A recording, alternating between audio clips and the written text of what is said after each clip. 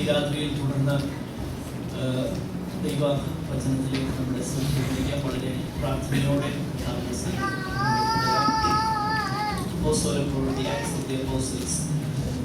ആണല്ലോ ഈ ദിവസങ്ങളിൽ നമ്മൾ ചിന്തിച്ചുകൊണ്ടിരിക്കുന്നത്. പ്രധാനമായിട്ട് കഴിഞ്ഞ ദിവസങ്ങളിൽ അതിൻ്റെ പ്രധാനപ്പെട്ട സന്ദേശം വിശേഷിച്ച് ലൂക്കോസിൻ്റെ സുവിശേഷവുമായിട്ട് ചേർത്ത് നമ്മൾക്ക് പഠിക്കുവാൻ ഇടയായി തീർന്നല്ലോ. ഈ ഒന്നാമത്തെ അധ്യായത്തിൽ തന്നെ പ്രധാനമായിട്ടുള്ള ചിന്ത നമ്മൾ കഴിഞ്ഞ ആഴ്ചയിൽ ചിന്തിച്ച് നിർത്തിയത് ഒന്ന് കർത്താവിൻ്റെ സ്വർഗാരോഹണം, the ascension of the Lord Jesus Christ to the heaven, അല്ലെങ്കിൽ സ്വർഗത്തിലേക്ക് അവിടുന്ന് അവരോഹണം ചെയ്യുന്നത്. രണ്ട്, കർത്താവിൻ്റെ വാഗ്ദത്തം, പരിശുദ്ധാത്മാവ ദൈവത്തിൻ്റെ ഭൂമിയിലേക്കുള്ള എഴുന്നള്ളത്ത് തൻ്റെ ശിഷ്യന്മാരുടെ മേൽ. മൂന്ന്, പ്രധാനപ്പെട്ട ചിന്തയായിട്ട് നമ്മൾ കാണുകയുണ്ടായി, പരിശുദ്ധാത്മാവിൻ്റെ ശക്തിയാൽ നിറയപ്പെട്ടവരായി യഹൂദൻ എന്നുള്ള ആ ഇടുങ്ങിയ ചിന്താഗതിയൊക്കെ വിട്ടിട്ട് ഭൂമിയുടെ അറ്റത്തോളം കർത്താവിൻ്റെ സാക്ഷ്യം വഹിക്കുന്നതിനെ കുറിച്ച്. നാലാമതായിട്ട് അവസരമായിട്ട് നമ്മൾ അതിനുള്ള ബന്ധത്തിൽ ഒന്നാമത്തെ അധ്യായത്തിൽ നിന്ന് തന്നെ നമ്മൾ കണ്ടു കർത്താവിൻ്റെ ആരോഹണത്തോടുള്ള ബന്ധത്തിൽ അവസാനമായിട്ട് സംഭവിക്കാനുള്ള പ്രധാനപ്പെട്ട വിഷയവും അവിടെ നൽകിയിരിക്കുന്നു. അത് കർത്താവിൻ്റെ മടങ്ങിവരവാണ്. നിങ്ങളെ സ്വർഗത്തിലേക്ക് കയറിപ്പോയ ഈ യേശു നിങ്ങളുടെ ആകാശത്തിലേക്ക് നോക്കി നിൽക്കുന്നത് നിങ്ങൾ സ്റ്റാർ അല്ലെങ്കിൽ ഹെവൻ ഗേറ്റ്സ് ആയിട്ട് സ്വർഗത്തിലേക്ക് നോക്കി നിൽക്കുകയല്ല നിങ്ങളെക്കുറിച്ചുള്ള ദൈവത്തിൻ്റെ ഉദ്ദേശം. നേരെ മറിച്ച് സ്വർഗത്തിലേക്ക് പോയവനാകുന്ന കർത്താവ് മടങ്ങി വരും. അതുകൊണ്ട് ആ മടങ്ങി വരവിൻ്റെ പ്രത്യാശയിൽ പരിശുദ്ധാത്മാവിൻ്റെ ശക്തിയിൽ കർത്താവ് അരുളിയതാകുന്ന ആ കമാൻഡ്, ആ കൽപ്പന പൂർത്തീകരിക്കുക, കർത്താവ് മടങ്ങി വരും. അപ്പോൾ ഈ ചിന്തകളാണ് നമ്മൾ പ്രധാനമായിട്ട് കഴിഞ്ഞ ദിവസങ്ങളിലൊക്കെ ചിന്തിച്ചത്. നിശ്ചയമായിട്ടും ഈ അപ്പോസ്തലന്മാരുടെ എല്ലാം ജീവിതത്തിൽ അത് റിഫ്ലക്റ്റ് ചെയ്യുന്നത് നമുക്ക് കാണാൻ തന്നെ കഴിയുന്നുണ്ട്. അതുവരെ അവര് ഭൗതികമാകുന്ന അല്ലെങ്കിൽ ഉയരുകയും സിംഹാസനത്തിൽ ഇരിക്കുന്നതിനെ കുറിച്ചുമൊക്കെ ചിന്തിച്ചവരാകുന്ന ശിഷ്യന്മാർക്ക് അവരുടെ കാഴ്ചപ്പാടിലെല്ലാം വ്യത്യാസമുണ്ടായി. എന്ന് പറഞ്ഞാൽ യേശു കർത്താവിൻ്റെ സ്വർഗാരോഹണത്തിന് അവരുടെ കണ്ണുകൾക്ക് വിഷയീഭവിച്ച് കർത്താവ് സ്വർഗത്തിലേക്ക് എടുക്കപ്പെടുന്നത് കൊണ്ട് ആ ശിഷ്യന്മാരിൽ എന്ത് വ്യത്യാസം ഉണ്ടാകണമെന്ന് ദൈവം ആഗ്രഹിച്ചോ ആ വ്യത്യാസം അവരിൽ നമുക്ക് കാണുവാൻ തക്കൊണ്ട് കഴിയുന്നുണ്ട്. കാരണം കർത്താവിൻ്റെ വേലയോടുള്ളതാകുന്ന അവരുടെ മനോഭാവത്തിലും കർത്താവിൻ്റെ വരവിനെ കുറിച്ചുള്ളതാകുന്ന അവരുടെ പ്രതീക്ഷയിലും മാത്രമല്ല, അതുവരെ ഇടുങ്ങിയ ചിന്താഗതിയിൽ യെരൂശലേമും യഹൂദന്മാരും അക്ഷരീകമാകുന്ന രാജ്യവും സിംഹാസനവും ഉയർച്ചയും ഇരിപ്പിടവും കസേരയും ഒക്കെ പ്രതീക്ഷിച്ചുകൊണ്ടിരുന്നവര് അത് പൂർണ്ണമായിട്ട് മാറും. അപ്പോൾ നിശ്ചയമായിട്ടും ഈ ഒരു വ്യത്യാസം ദൈവത്തിന്റെ പരിശുദ്ധാത്മാവിനാൽ ഉണ്ടാകാത്തിടത്തോളം കാലം നാം പെന്തക്കോസ്തരല്ല എന്ന കാര്യം മനസ്സിലാക്കണം. ഈ വ്യത്യാസമാണ് അവരിൽ ഉണ്ടായത്. അതുവരെ ഉണ്ടായിരുന്ന അവരുടെ ചിന്താഗതി എല്ലാം മാറി. പിന്നീട് നമ്മൾ കാണുന്നത് കസേരയ്ക്ക് വേണ്ടി പിടിവലി കൂട്ടുന്നവരായിട്ടല്ല, നേരെ മറിച്ച് തിരുനാമം നിമിത്തം അപമാനം അനുഭവിപ്പാൻ, അത് സഹിപ്പാൻ ഞങ്ങളെ യോഗ്യരായി എണ്ണി എന്ന് പറഞ്ഞിട്ട് സന്തോഷത്തോടെ അവര് വ്യത്യാസം നോക്കി. ഈ വ്യത്യാസം നമ്മൾ ഉണ്ടാകുന്നുണ്ടോ? ഈ വ്യത്യാസം ഉണ്ടാകുന്നില്ലെങ്കിൽ ആ ട്രൂ പെന്തക്കോസ്റ്റിലേക്ക് നമ്മൾ വന്നിട്ടില്ലെന്നാണ് അതിന്റെ അർത്ഥം. എന്ന് പറഞ്ഞാൽ ദൈവത്തിന്റെ പരിശുദ്ധാത്മാവ് വരുന്നു, അവരുടെ ലക്ഷ്യമെല്ലാം കർത്താവിന്റെ രാജ്യം, സുവിശേഷമാണ് അവരുടെ ലക്ഷ്യം. പ്രധാനപ്പെട്ട ചിന്ത അതാ. ബാക്കിയെല്ലാം രണ്ടാം സ്ഥാനത്തേക്കാണ്. അവരുടെ ജീവിതത്തില് ആവശ്യങ്ങൾ നിറവേറ്റിട്ടില്ലെന്നോ അവർക്ക് വീടില്ലെന്നോ ഇതൊന്നും അല്ല, എല്ലാം സെക്കൻഡറി പ്ലേസ്. അതൊക്കെ ഈ ഭൂമിയിൽ തൽക്കാലം ഇവിടെ പാർക്കാൻ ആവശ്യമായതൊക്കെ വേണം, അത്രമാത്രം. മറ്റൊന്നും അതല്ലായിരുന്നു അവരുടെ ജീവിതത്തിന്റെ ലക്ഷ്യം. എന്നാൽ ഇന്ന് ഈ ചിന്തകൾക്ക് നേരെ വിരുദ്ധമായിട്ട് എന്തിനാ ദൈവസഭയിലേക്ക് വരുന്നത്? പ്രശ്നങ്ങളുടെ പരിഹാരത്തിന്. എന്തിനാ ഉപവസിക്കുന്നത്? വിഷയങ്ങളുടെ വിടുതലിന്. എന്തിനാ പ്രാർത്ഥിക്കുന്നത്? ചില വിഷയങ്ങളിൽ ദൈവം ഉത്തരം തരാനാണ്. എന്തിനാ ആരാധിക്കുന്നത്? ആരാധിച്ചു വിടുതലെടുക്കാനാ. ഇതല്ല വേദപുസ്തകത്തിന്റെ പഠിപ്പിക്കൽ. പുതിയ നിയമം ഇതല്ല നമ്മളെ പഠിപ്പിക്കുന്നത്. അതിന് പറഞ്ഞ് ഈ കാര്യം കണ്ടസ്റ്റ് ചെയ്യുവാൻ നിങ്ങൾക്ക് പൂർണ്ണ സ്വാതന്ത്ര്യമുണ്ട്. ചാപ്റ്റർ ആൻഡ് വേഴ്സ് വെറുതെ പറഞ്ഞ പറ്റില്ല. ചാപ്റ്റർ ആൻഡ് വേഴ്സ് തെളിയിച്ചു തരണം. ആകട്ടെ, ഇതാണ് ദൈവവചനത്തിന്റെ ഉപദേശം. ഇതിൽ കുറഞ്ഞ ഒന്നല്ല. ഇത് നമ്മൾ വ്യക്തമായിട്ട് മനസ്സിലാക്കണം. അപ്പോൾ ഞാൻ പറഞ്ഞു വന്നത് ഇത്രയേ ഉള്ളൂ. ഏത് ഇഫക്റ്റ് ഈ പ്രത്യേക അല്ലെങ്കിൽ കർത്താവ് സ്വർഗത്തിലേക്ക് അവരോഹണം ചെയ്യപ്പെടുന്നതും ദൂതന്മാർ അവരോട് പറയുന്ന കാര്യങ്ങൾക്കും എന്ത് വ്യത്യാസം അവരിൽ ഉണ്ടാക്കണമെന്ന് ദൈവം ആഗ്രഹിച്ചോ അത് അവരിൽ ഉണ്ടായി. നോക്കാം, അടുത്ത വാക്യങ്ങൾ നമുക്ക് ശ്രദ്ധിക്കാം. നമ്മൾ ഇന്ന് തുടർന്ന് ആ വേദഭാഗം ശ്രദ്ധിക്കാനായിട്ട് താല്പര്യപ്പെടുകയാണ്. ഞാൻ ചിന്തിച്ചത് രണ്ടാമത്തെ അധ്യായം കൂടെ ഒന്ന് പ്രവേശിക്കണമെന്ന്, പക്ഷേ അതിന് സമയം ലഭിക്കുമോ എന്നറിയില്ല. എങ്കിലും നമുക്ക് പ്രധാനപ്പെട്ട ചില കാര്യങ്ങൾ സന്ദർഭവശാൽ പറയേണ്ടതായിട്ടുമുണ്ട്. അതുകൊണ്ട് രണ്ടാമത്തെ അധ്യായം സാധിക്കുമെങ്കിൽ നമുക്ക് പ്രവേശിക്കാം, അല്ലെങ്കിൽ നമുക്ക് ഈ ഒന്നാമത്തെ അധ്യായം തുടർന്ന് നമുക്ക് ചിന്തിക്കാം. അതിൻ്റെ 12 മുതൽ 14 വരെയുള്ളതാകുന്ന വാക്യങ്ങളിൽ ശിഷ്യന്മാര് റൈറ്റ് ആഫ്റ്റർ, അതായത് കർത്താവിൻ്റെ സ്വർഗാരോഹണവും കർത്താവിൻ്റെ കൽപ്പനയും അവിടുത്തെ വാഗ്ദത്തവും അവരതുപോലെ വിശ്വസിക്കുകയും അതിൻ്റെ ഒരു ഇഫക്റ്റാണ് നമ്മൾ അടുത്ത വാക്യങ്ങളിൽ നമുക്ക് കാണുന്നത്. 12 മുതലുള്ളതാകുന്ന വാക്യങ്ങളിലേക്ക് നമ്മൾ വരുമ്പോൾ അവിടെ കാണുന്നത് ഇങ്ങനെയാണ്. അവർ യെരൂശലേമിന് സമീപത്തുള്ള ഒരു ശബത്ത് ദിവസം എത്ര ദൂരം നടക്കാൻ കഴിയുമോ അത്രമാത്രം ദൂരമുള്ളതാകുന്ന ഒലിവുമല വിട്ട് യെരൂശലേമിലേക്ക് മടങ്ങിപ്പോന്നു. കർത്താവ് പറഞ്ഞതുപോലെ തന്നെ അക്ഷരീകമായി നിങ്ങൾ യെരൂശലേം വിട്ടുപോകരുത്, നഗരത്തിൽ തന്നെ പാർക്കണം എന്ന് പറഞ്ഞതിനെ അവരത് ശിരസ വഹിച്ചുകൊണ്ട് അവർ പാർത്തതാകുന്ന ആ മാളിക മുറിയിൽ കയറിപ്പോയി. അതിൻ്റെ ഇടയ്ക്ക് വളരെ ശ്രദ്ധേയമാകുന്ന ഒരു ചിന്തയെന്നുള്ളത്, നമ്മുടെ വാഴ്ത്തപ്പെട്ടവനാകുന്ന കർത്താവ് ഈ ഭൂമിയിലേക്ക് വന്നപ്പോൾ സകലത്തിൻ്റെയും നാഥനും ഉടയവനുമാകുന്ന കർത്താവ് ഈ ഭൂമിയിലേക്ക് വന്നപ്പോൾ നമ്മൾ വായിക്കുന്നത് മനുഷ്യപുത്രന് തല ചായ്പാൻ ഇടമില്ലെന്നവർ. എന്നാൽ കർത്താവിൻ്റെ തൻ്റെ ശിഷ്യന്മാരെ കുറിച്ചുള്ളതാകുന്ന ആ വലിയ കരുതൽ ഈ വേദഭാഗത്ത് നമുക്ക് കാണാൻ കഴിയുന്നുണ്ട്. നമ്മുടെ വാഴ്ത്തപ്പെട്ടവനാകുന്ന കർത്താവ് അവരെ വിട്ട് പിരിയുന്നതിന് മുൻപ് തന്നെ, അതായത് ആ ക്രൂശീകരണത്തിന് തൊട്ട് മുൻപ് തന്നെ പെസഹ ആചരിപ്പാനായിട്ട് ഒരു പക്ഷേ അതേ മാളിക മുറിയാകാം, മർക്കോസിന്റെ മാളിക മുറിയെന്നോ മർക്കോസിന്റെ അമ്മയാകുന്ന മറിയയുടെ മാളിക മുറി എന്നൊക്കെ അതിനെ വിളിച്ചിട്ടുണ്ട് വേദപുസ്തകത്തിൽ. ഒരു പക്ഷേ ആ ഒരു പ്രൊവിഷൻ കർത്താവ് അവർക്ക് വേണ്ടി മുൻകൂട്ടി ഒരുക്കി. ക്രൂശീകരണത്തിന്റെ ശേഷം അവർക്ക് എന്ത് സംഭവിക്കുമെന്നും അവരുടെ അവസ്ഥ എന്താണെന്നും എല്ലാം നന്നായിട്ട് അറിയാവുന്ന കർത്താവ് നേരത്തെ തന്നെ അവർക്ക് സ്വസ്ഥമായിട്ടിരിപ്പാനും യഹൂദന്മാരുടെ പീഡനങ്ങളും ബുദ്ധിമുട്ടുകളും ഒക്കെ ഒഴിവായി അവർ ഭയന്ന് യഹൂദന്മാരെ പേടിച്ചിരിക്കുന്ന ആ സന്ദർഭത്തിലും അവർക്ക് സ്വസ്ഥമായിട്ട് പാർക്കാനും ഒക്കെ ഉള്ളതാകുന്ന ആ ഒരു പ്രൊവിഷൻ കർത്താവ് ആദ്യമേ തന്നെ ചെയ്തു. അത് വളരെ സന്തോഷകരമാകുന്ന ഒരു ചിന്തയാണ്. കർത്താവിൻ്റെ കരുതലുകൾ, കർത്താവിൻ്റെ പ്രൊവിഷൻസ് എപ്പോഴും ഇങ്ങനെ നമ്മൾ അതിൻ്റെ പിറകെ പോകുന്നവരായിട്ടല്ല ദൈവം നമ്മളെ കുറിച്ച് ആഗ്രഹിക്കുന്നത്.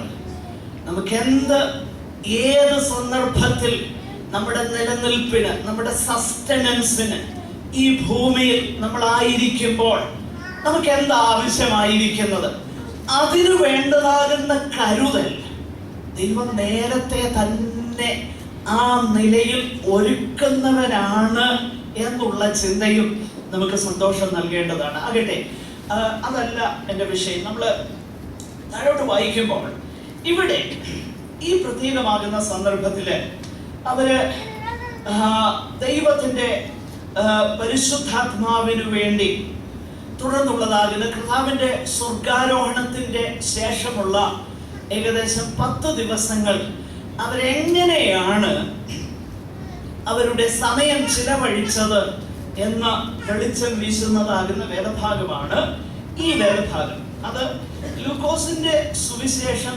24-ാം അധ്യായം 53-ാമത്തെ വാക്യം കൂടെ ചേർത്ത് വായിച്ചാൽ അത് ഈ വേദഭാഗവുമായിട്ട് ചേർത്ത് നമുക്ക് മനസ്സിലാക്കുവാനായിട്ട് കഴിയുന്നുണ്ട്. ലൂക്കോസിന്റെ സുവിശേഷം 24-ന്റെ 53 പെട്ടെന്നൊന്ന് വായിച്ചു.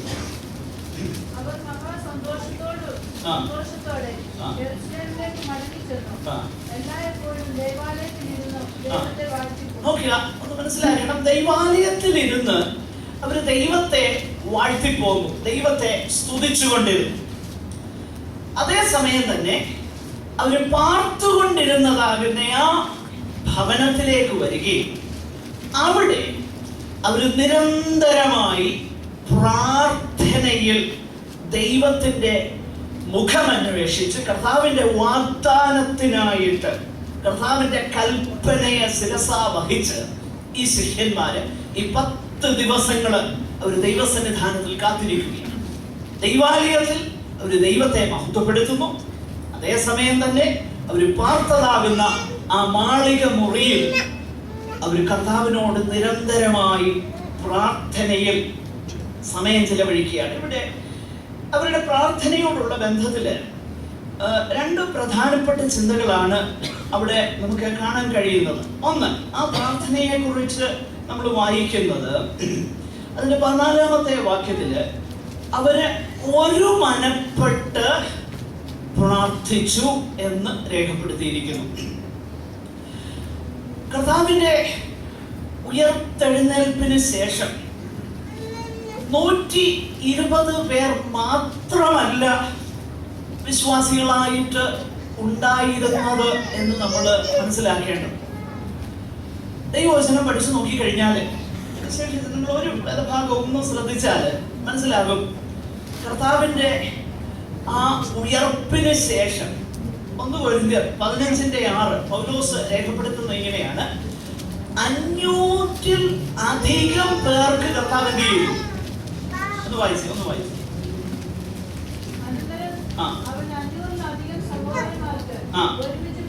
500-ലധികം സഹോദരന്മാർക്ക്. വ്യക്തമാണ്, ഈ 120 വിശ്വാസികൾ മാത്രമല്ല അവിടെ ഉണ്ടായിരുന്നത്. ആ ദേശങ്ങളിൽ ഈ 120, ഒരു പക്ഷേ ഈ 120 എന്നുള്ളത് ഈ 500-ൽ ഇൻക്ലൂഡ് ചെയ്താൽ തന്നെ എനിവേ ഒരു കാര്യം വ്യക്തമാണ്, 120 പേര് മാത്രമല്ല വിശ്വാസികളായിട്ടുണ്ടായിരുന്നത്. പക്ഷെ പ്രാർത്ഥിക്കാനും ദൈവമുഖം അന്വേഷിക്കാനും ഒക്കെ എത്ര പേരെ ഉണ്ടായിരുന്നു? അപ്പൊ ഈ സമ്പ്രദായം 1-ാം നൂറ്റാണ്ടിലെ തുടങ്ങിയതാണെന്നാണ് ഞാൻ പറഞ്ഞു വരുന്നത്. എന്റെ താല്പര്യം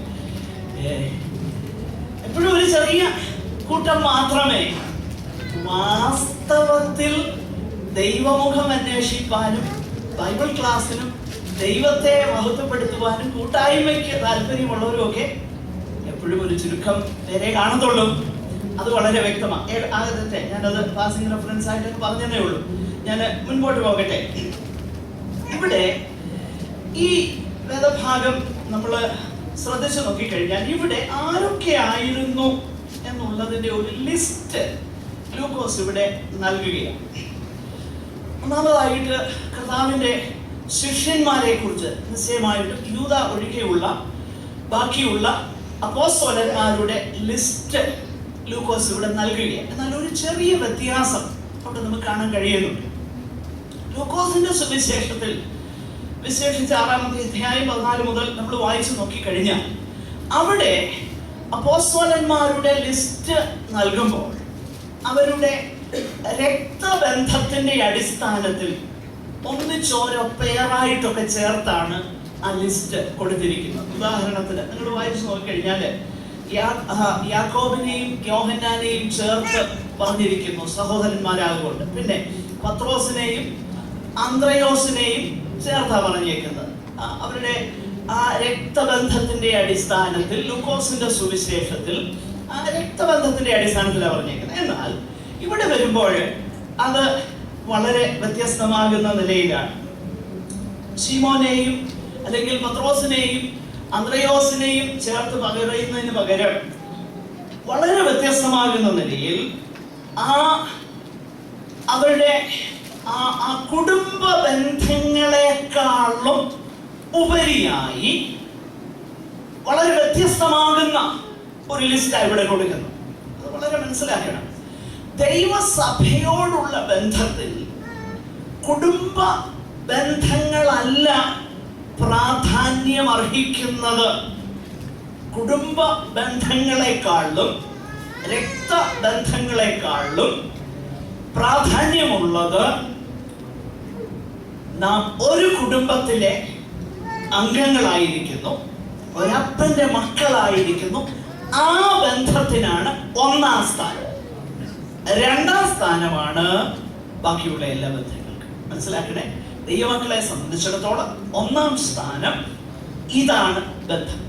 ഈ ഒരു തിരിച്ചറിവിലേക്ക് വന്നു കഴിയുമ്പോൾ ദൈവസഭയിലെ ഒത്തിരി പ്രശ്നങ്ങൾ ഒഴിവാകും.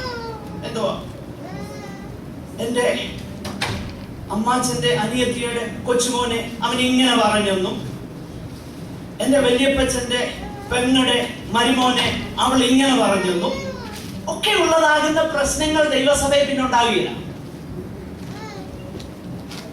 അപ്പോൾ യഥാർത്ഥമായി ദൈവസഭയിലുള്ള സഹോദരീയ ബന്ധത്തിന്റെ പ്രാധാന്യതയെ മനസ്സിലാക്കാൻ കഴിയാത്തത് കൊണ്ടാണ് അങ്ങനെയുള്ളതാകുന്ന പ്രശ്നങ്ങൾ സഭയിലുണ്ടാകും.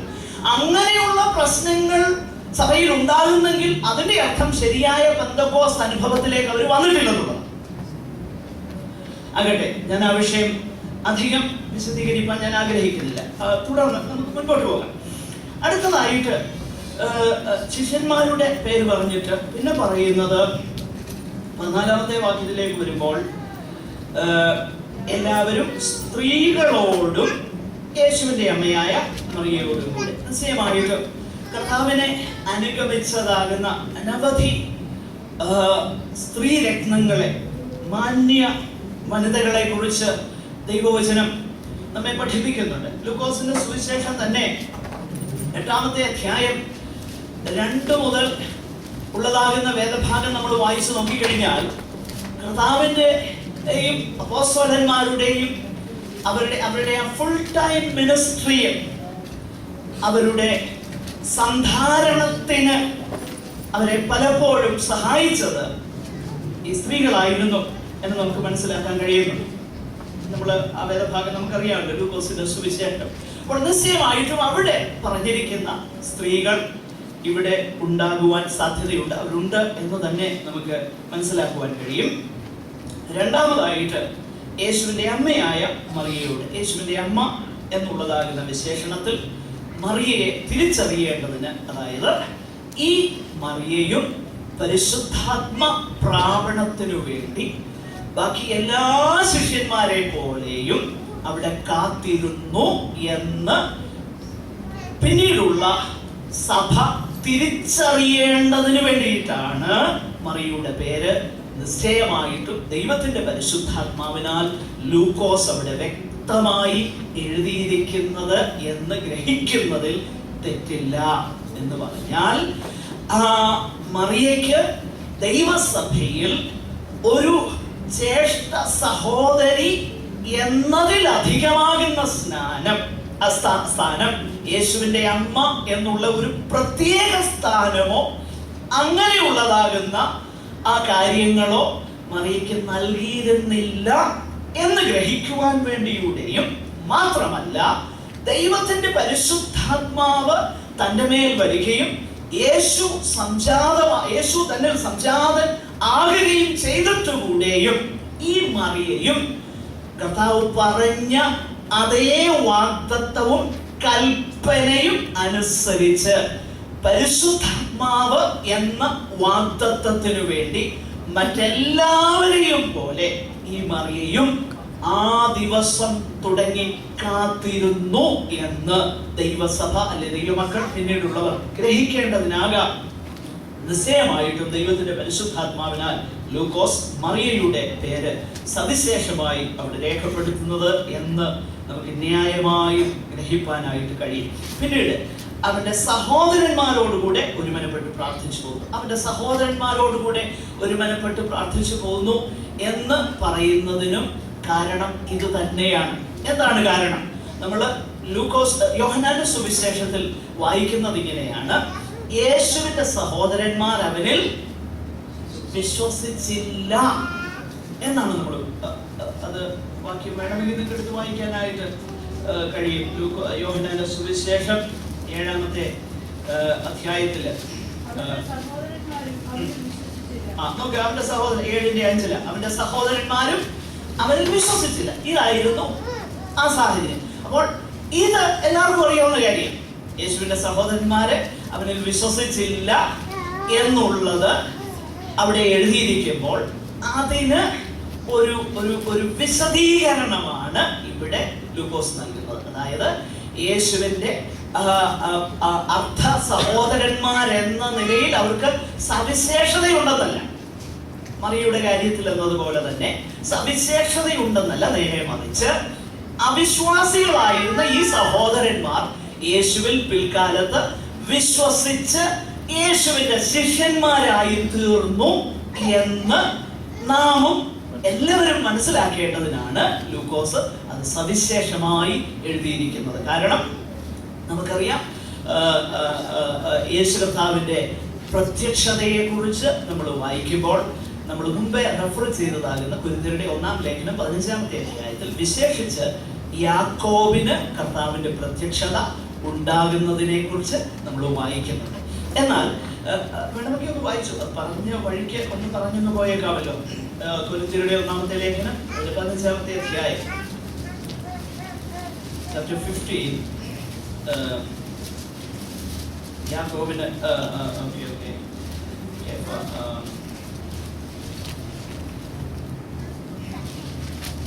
പിന്നെ യാക്കോബ് 7-ാം വാക്യം അനന്തരം അവൻ യാക്കോബിനും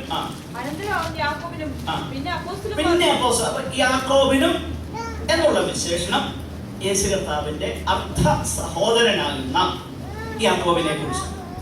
യാക്കോബിനും പിന്നെ അപ്പോസ്തലന്മാർക്ക് എല്ലാവർക്കും. അപ്പോൾ അത് വളരെ വ്യക്തമാണ്. ഇനി അത് മാത്രമല്ല, ഇവിടെ ലൂക്കോസ് അതിനു വേണ്ടിയാണ് ഇത് എഴുതിയിരിക്കുന്നത് എന്ന് നമ്മൾ ഗ്രഹിക്കുവാൻ മറ്റൊരു കാരണം കൂടെയുണ്ട്. കാരണം യാക്കോബിന്റെ ലേഖനം എഴുതുമ്പോൾ യാക്കോബിന്റെ ലേഖനം എഴുതിയ വ്യക്തി യേശുവിന്റെ അർത്ഥ സഹോദരനാകുന്ന യാക്കോബാണ്. ആ യാക്കോബ് ലേഖനം എഴുതുമ്പോൾ തന്നെ വിശേഷിപ്പിക്കുന്ന വിശദീകരണം ഒന്ന് ശ്രദ്ധിക്കണേ. അതിന്റെ 1-ാമത്തെ നോക്കുക, ദൈവത്തിന്റെ. അപ്പോൾ by that time it was well known he was the Lord's brother. അതുകൊണ്ട് അതിന്റെ ആവശ്യമില്ല എന്ന് പറഞ്ഞാൽ ദൈവസഭയിൽ ആ ബന്ധങ്ങൾക്കല്ല പ്രാധാന്യം എന്ന് വളരെ വ്യക്തമായിട്ട് നമുക്ക് ഗ്രഹിക്കാൻ കഴിയുന്നു. അതുകൊണ്ട് തന്നെ യാക്കോബ് ലേഖനം എഴുതുമ്പോൾ യേശുക്രിസ്തുവിന്റെ ദാസൻ എന്ന് പറയും. യേശുവിന്റെ അർത്ഥ സഹോദരൻ എന്ന വിശേഷണം വേണമെങ്കിൽ യാക്കോബിനെ ന്യായമായിട്ട് പറയും. പക്ഷെ അതല്ല പറയുന്നത്. പിന്നെ എന്തുവാ? യേശുക്രിസ്തുവിന്റെ ദാസനായ യാക്കോബ്. ആകട്ടെ, അത്രയും പറഞ്ഞ് ഞാൻ ആ വിഷയം എടുത്തു മുൻപോട്ട് നമുക്ക് പോകാം.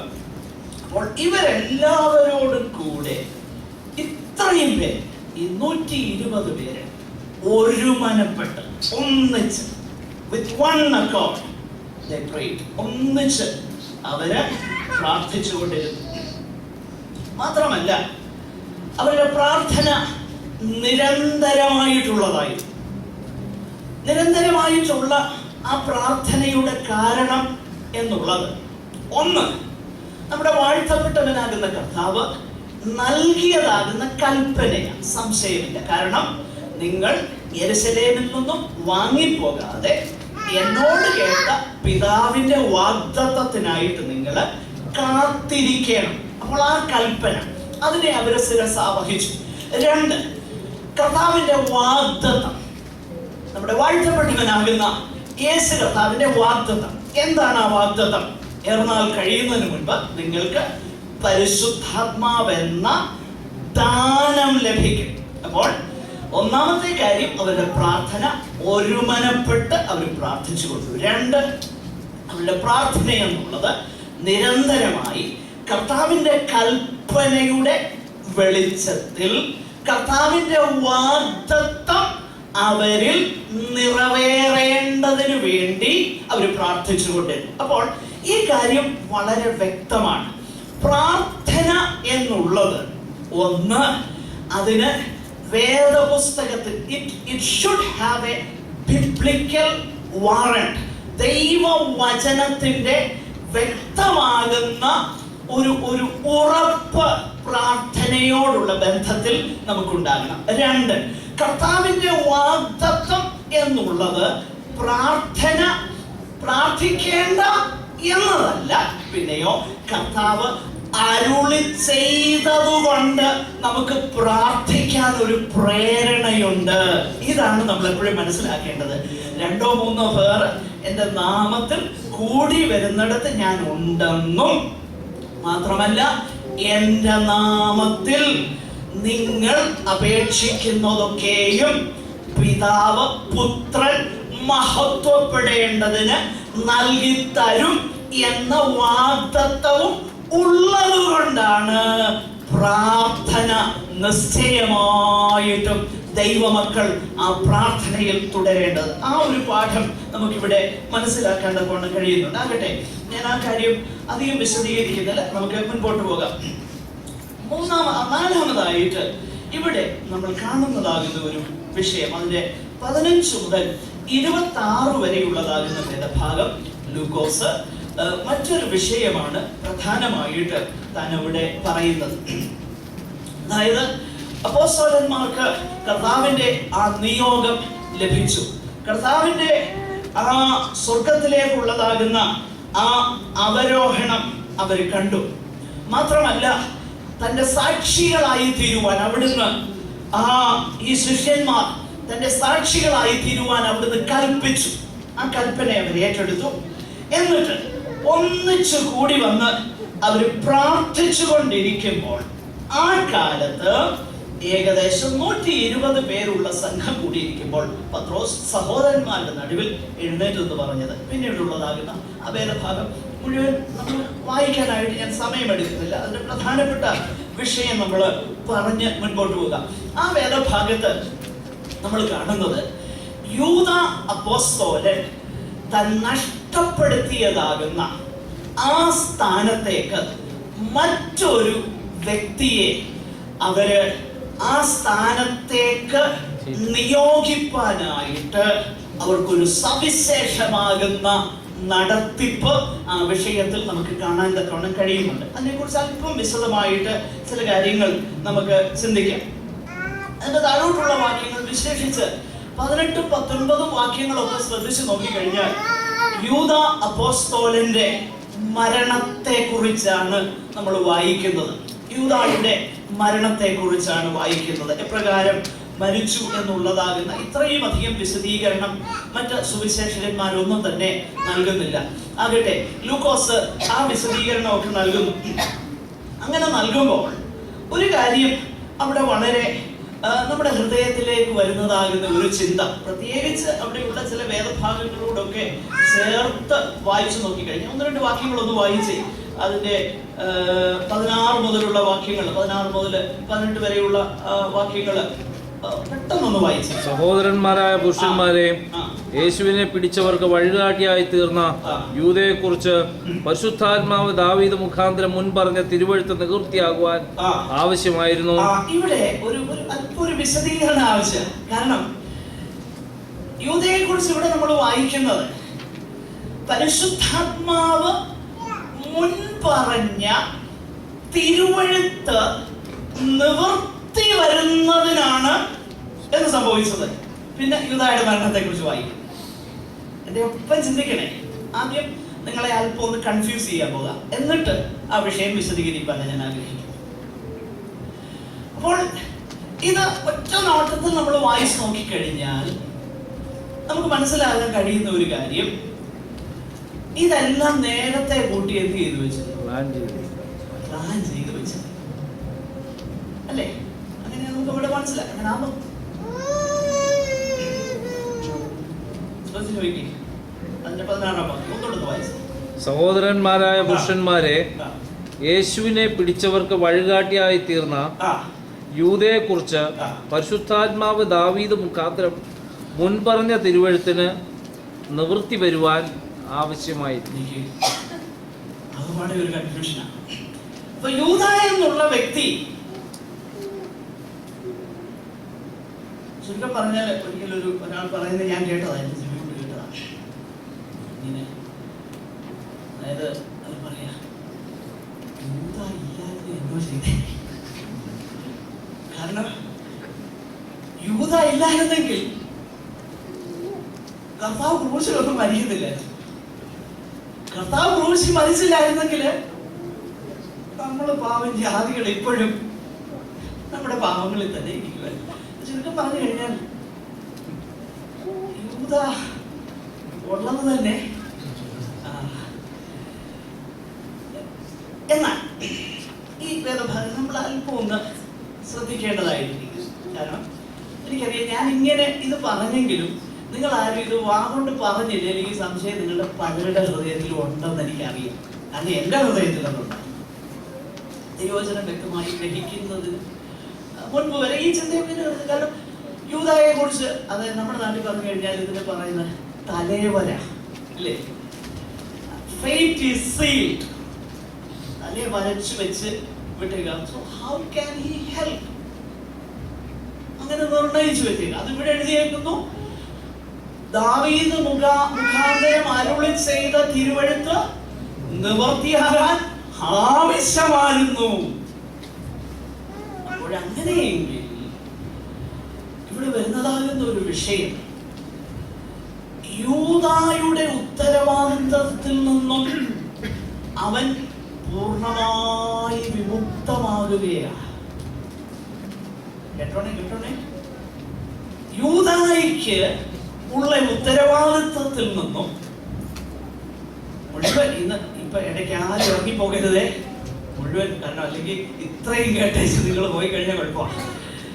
യൂദായുടെ ഉത്തരവാദിത്വത്തിൽ നിന്ന് അവൻ പൂർണ്ണമായിട്ടും വിമുക്തനാകുക. കാരണം തിരുവെഴുത്ത് അങ്ങനെ പറഞ്ഞേക്കുക, ഇത് നിവൃത്തിയാകേണ്ടത്. പക്ഷെങ്കിൽ നമ്മൾ അതിന്റെ താഴോട്ടുള്ള ഒരു വാക്യം കൂടെ ഒന്ന് വായിച്ച് ഞാൻ അല്പം അതിനെ ഒന്ന് എക്സ്പ്ലെയിൻ ചെയ്യാം. 17-18 കൂടെ വായിച്ചു. അവൻ ഞങ്ങളുടെ എണ്ണത്തിൽ ഉൾപ്പെട്ടവനായി ഈ ശുശ്രൂഷയിൽ പങ്ക് ലഭിച്ചിരുന്നുവല്ലോ. അവൻ അനീതിയുടെ കൂലി കൊണ്ട്, ഈ ശുശ്രൂഷയിൽ അവന് പങ്ക് ലഭിച്ചിരുന്നു. പക്ഷേ അടുത്ത വാക്യം, അക്കോർഡിംഗ് ടു ലൂക്ക്, അവൻ അനീതിയുടെ കൂലി കൊണ്ട്, പക്ഷേ അവൻ അനീതിയുടെ കൂലി കൊണ്ട് ഒരു നിലം മേടിച്ചു. അപ്പോൾ according to Luke the historian, അദ്ദേഹം പറയുക, തിരുവെഴുത്തുണ്ട്, കാര്യം ശരിയാ. പക്ഷെങ്കിൽ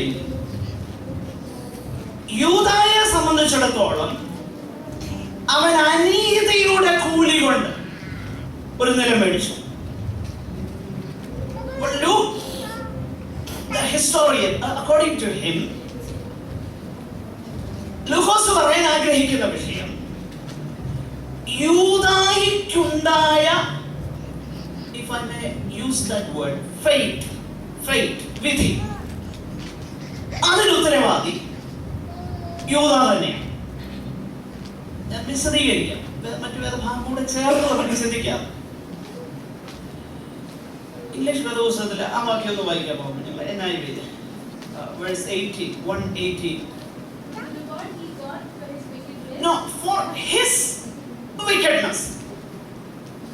അപ്പോൾ ലൂക്കോസിന്റെ ചിന്തയിൽ, ലൂക്കോസ് ദൈവത്തിന്റെ പരിശുദ്ധാത്മാവിനാൽ നിയോഗിക്കപ്പെട്ടവനായിട്ട് പറയുക, it is because of his wickedness. In other words, it is not even the compulsion of the Old Testament prophecies do not absolve Judas Iscariot of his responsibility. ഞാൻ പറയാം മലയാളത്തിൽ.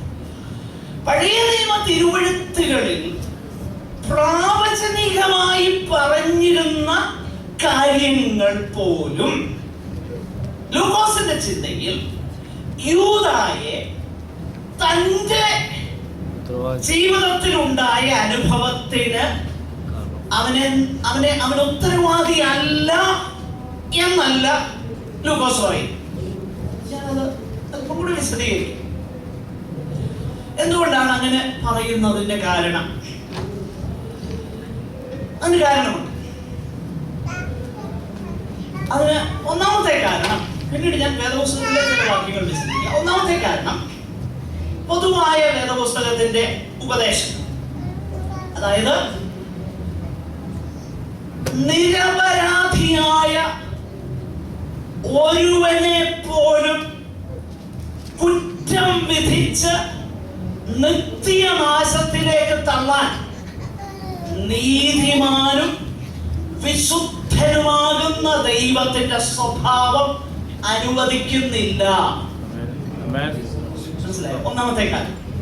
അപ്പോൾ നീതിമാനും വിശുദ്ധനുമാകുന്ന ദൈവത്തിന്റെ സ്വഭാവം നിരപരാധിയാകുന്ന ഒരുവനെ നിത്യശിക്ഷയിലേക്ക് തള്ളുവാൻ അവിടുത്തെ സ്വഭാവം അനുവദിക്കുന്നില്ല. പക്ഷെങ്കിൽ യൂദായെ കുറിച്ച് നമ്മൾ വായിക്കുന്നത് നാശയോഗ്യൻ, destined for perdition, നശിച്ചു പോകുന്നത്, അവന്റെ സ്ഥലം മറ്റൊരുവൻ ഏൽക്കട്ടെ. അപ്പോൾ നിശ്ചയമായിട്ടും അവൻ നാശത്തിലേക്ക് പോയി. അങ്ങനെയെങ്കിൽ നമ്മൾ ഈ കാര്യം വ്യക്തതയോടൊന്ന് മനസ്സിലാക്കണം. യൂദായിക്ക് തന്റെ ഫെയ്ത്തിന് അവൻ ഉത്തരവാദിയായിരിക്കുന്നുവോ അല്ലയോ? അതൊന്ന് പറഞ്ഞ് ഒരുപക്ഷെ എല്ലാ സംശയവും ദൂരീകരിക്കാൻ എനിക്ക് കഴിഞ്ഞില്ലെങ്കിലും അടിസ്ഥാനപരമായിട്ട് ഉത്തരം നൽകുവാൻ നിങ്ങൾക്ക് കഴിയുന്ന നിലയിൽ ചില വേദഭാഗങ്ങൾ നമുക്കൊന്ന് ശ്രദ്ധിക്കാം. യോഹന്നാന്റെ സുവിശേഷം 18-ാമത്തെ അധ്യായത്തിലേക്ക് വരും. പ്രഭാതത്തിൽ ഈ വേദഭാഗം ആണ് ഞാൻ ധ്യാനിക്കുകയും ചെയ്തു. ഒരു വേദഭാഗം അവിടെ യേശുവിനെ പിടിക്കേണ്ടതിന് കെദ്രോൻ തോട്ടിന് അക്കരെയുള്ളതാകുന്ന ആ തോട്ടത്തിൽ, നമുക്കറിയാം ഗെത്സമന തോട്ടം, ശിഷ്യന്മാരുമൊത്ത് പലപ്പോഴും കർത്താവ് ശിഷ്യന്മാരുമൊത്ത് സമയം ചിലവഴിച്ചിരുന്നതാകുന്ന ആ സ്ഥലം, അത് യൂദയ്ക്കറിയാം. നമുക്കറിയാം, നേരത്തെയുള്ള സംഭവങ്ങളൊക്കെ അറിയാം. യൂദായോട് നീ ചെയ്യാനുള്ളത് വേഗത്തിൽ ചെയ്യുക എന്ന് കർത്താവ് പറയുന്നത് 13-ാം അധ്യായത്തിൽ ആ തിരുവത്താഴത്തിന്റെ സമയത്ത് ഈ സംഭവങ്ങളൊക്കെ നമുക്കറിയാം. അത് അങ്ങോട്ട് റെഫർ ചെയ്ത് പോകേണ്ട ആവശ്യമില്ല. എന്നാൽ 18-ാമത്തെ അധ്യായത്തിലേക്ക് ഒരു നിമിഷം നമുക്കൊന്ന് കടന്നു വരാം. ആ സ്ഥലം യൂദയും അറിഞ്ഞിരുന്നു. അങ്ങനെ യൂദ പട്ടാളത്തെയും മഹാപുരോഹിതന്മാരെയും പരീശന്മാരും അയച്ച സേവകരെയും കൂട്ടിക്കൊണ്ട് തീവട്ടി പന്തങ്ങളും ആയുധങ്ങളുമായി അവിടെ വന്നു. 4-ാം വാക്യം, യേശു തനിക്ക് നേരിടുവാനുള്ളതെല്ലാം അറിഞ്ഞ് പുറത്തു ചെന്നു. നിങ്ങൾ ആരെ തിരയുന്നു എന്ന് അവരോട് ചോദിച്ചു. അവരുടെ മറുപടി, നസറേയനാകുന്ന യേശുവിനെ എന്ന് അവർ ഉത്തരം പറഞ്ഞു. ഉടനെ യേശുവിന്റെ മറുപടി, അത് ഞാൻ തന്നെ. ഈ വാക്യം വായിക്കുമ്പോൾ തന്നെ ഒരു കാര്യം വ്യക്തമാണ്. കർത്താവിനെ കാണിച്ചു കൊടുക്കാനായിട്ട് ഇങ്ങോട്ട് വരിക. ഇനിയും അതിനിടയ്ക്ക് ഒന്ന് പറഞ്ഞുകൊട്ടെ, കർത്താവിന്റെ തലയ്ക്ക് ചുറ്റും ഒരു ഹാലോയും ഒന്നും ഇല്ലായിരുന്നു. നമ്മൾ ഈ പടങ്ങളിൽ കാണുന്ന പോലെ ശിഷ്യന്മാരെ പോലെ തന്നെയായിരുന്നു കർത്താവ്. അതുകൊണ്ടാണ് കാണിച്ചു കൊടുക്കേണ്ടി വന്നത്, ഇല്ലേ? ശിഷ്യന്മാരും ആ മുക്കുവരാകുന്ന അധ്വാനിക്കുന്ന, ആ വെയിലും മഞ്ഞും ഒക്കെ കൊണ്ട് അധ്വാനിക്കുന്ന ആ ശിഷ്യന്മാരെ പോലെ തന്നെ ഇരുന്നു കർത്താവ്. എന്തിനേറെ പലപ്പോഴും ആ ദൈവാലയത്തിൽ അവിടുന്ന് പഠിപ്പിച്ചുകൊണ്ടിരുന്നു. എന്നിട്ട് പോലും കർത്താവിന്റെ ഒറ്റ നോട്ടത്തിൽ ശിഷ്യന്മാരിൽ നിന്നൊന്നും വേർതിരിച്ചറിയാനൊന്നും കഴിയത്തില്ല. അതുകൊണ്ടാണ് ഒറ്റിക്കൊടുക്കേണ്ടതായിട്ട് വന്നത്, ആരാണെന്ന് വ്യക്തമാക്കി. എന്നാൽ അങ്ങനെ അവർ വരുമ്പോൾ കർത്താവ് പറയുകയാണ്, അത് ഞാനാണ് എന്ന് പറയുമ്പോൾ പിന്നീട് അവിടെ ഒറ്റിക്കൊടുക്കേണ്ടതിന്റെ ആവശ്യകതയുണ്ടോ? ഇല്ല. ഇനി അടുത്ത വാക്യങ്ങളോട് താഴ്വ് ശ്രദ്ധിച്ചേ. അടുത്ത് ഞാൻ തന്നെയെന്ന് അവരോട് പറഞ്ഞപ്പോൾ അവർ പിൻവാങ്ങി നിലത്ത് വീണു. കർത്താവിന്റെ ശബ്ദത്തിന്റെ ഗാംഭീര്യതയും ദൈവമായിരിക്കുന്ന ദൈവ സ്വരൂപത്തിലിരിക്കെ ദൈവത്തോടുള്ള സാമീപ്യം മുറുകെ പിടിക്കാതെ മനുഷ്യനായിട്ട് വന്നപ്പോഴും അയാം. ഓൾഡ് ടെസ്റ്റ്മെന്റിൽ ഇതേ പദമാണ് നമ്മൾ കാണുന്നത്. മോശെ കാണുന്ന ആ മുൾപ്പടർപ്പിന്റെ അയാം തരായ അതേ വാക്കാണ്. ഇത് കേട്ടപ്പോൾ അവരെന്ത് ചെയ്തു? അത്ര ഗംഭീരമാകുന്ന ശബ്ദം. എന്നിട്ട് വീണ്ടും 7-ാം വാക്യം, നിങ്ങൾ ആരെ തിരയുന്നു എന്ന് അവൻ പിന്നെയും അവരോട് ചോദിച്ചത്. നസ്രയനായ യേശുവിനെ തന്നെ എന്ന് പറയും. ഞാൻ തന്നെ എന്ന് നിങ്ങളോട് പറഞ്ഞുവല്ലോ. അടുത്ത വാക്യം, എന്നെ ആകുന്നു തിരയുന്നതെങ്കിൽ ഇവർ പൊയ്ക്കൊള്ളട്ടെ.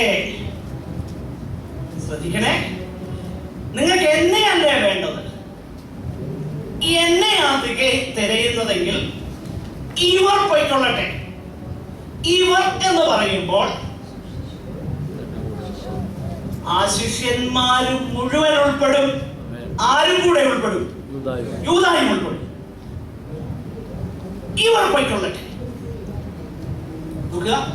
ഇവർ പൊയ്ക്കൊള്ളട്ടെ. പക്ഷെങ്കിൽ എന്നിട്ട് 9-ാം വാക്യത്തിൽ ശ്രദ്ധിച്ചേ, നീ എനിക്ക് തന്നവരിൽ ആരും നഷ്ടമായി പോയില്ല.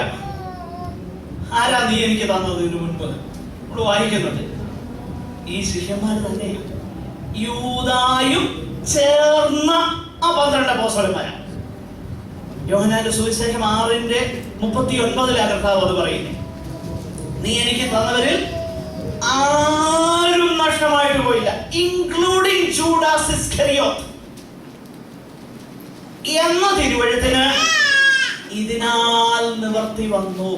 ഞാൻ പറഞ്ഞു വരുന്നതിന്റെ താല്പര്യം, യൂദ ഒരു നിസ്സഹായനായി തന്റെ വിധി തന്റെ മേൽ നടപ്പായ ഒരാളായിട്ടല്ല വേദപുസ്തകം പഠിപ്പിക്കുന്നത്. He had such an active inclination to do wickedness. അതാ വിഷയം. അതായത് യൂദ വളരെ പാസീവായിട്ട് തന്റെ ജീവിതത്തിൽ സംഭവിക്കാനുള്ളത് സംഭവിച്ചു പോയി എന്നല്ല വേദപുസ്തകം പഠിപ്പിക്കുന്നത്. നേരെ മറിച്ച് അനീതി ചെയ്യാനായിട്ട് താൻ വളരെ ബോധ്യത്തോടെ താൻ അത് ചെയ്തു.